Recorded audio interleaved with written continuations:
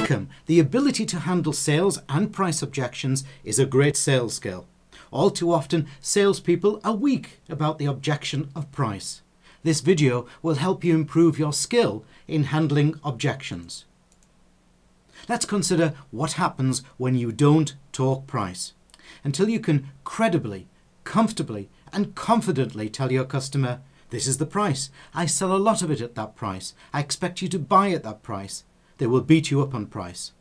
A sales trainer taught me long ago an acid test on this. The question he gave me was, "What time is it?" "Well, it's 3:30. And he said, "How much is it?" "The price is £300. You must be able to handle the question of price as easy as you handle the time of day. But so many people don't. They cough, choke, stammer, point, change the subject, which signals you are not comfortable with the price and you will negotiate. Coming up, top tips on handling price. Let's make sales objections simple. There are only really two. The rest are mothers, fathers, sisters, brothers of these two, or they're a question or a stall. So the two you have to face are, I have no need and I have no money. So show them they have a need, what they will gain, and show them how it's affordable. Here's a list of likely causes of sales objections.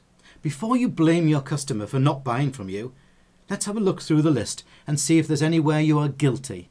They include presenting badly, blinding people with science, giving wrong or irrelevant features and benefits, poor demonstration, inadequate or poor product knowledge, negative salesperson. You don't want any today, do you? Poor communication, not listening to or discovering needs, lack of information, and talking to the wrong person, the one that can't afford to buy. Do you recognise any? Coming up, top tips on handling price. When they say that your price is too high, what's going on in his or her mind? Well, quite a few things, but here are just four, the most important being that you haven't convinced them enough about the price differential. Here's an example of two restaurants in a street. One's got a £39 meal, the other's got a £35 meal, the difference being £4. The mistake the £39 restaurant makes is to market a £39 meal. Don't.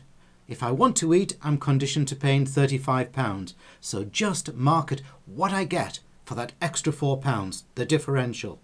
Other reasons include that you haven't raised desire enough to pay the extra, so focus on creating that desire.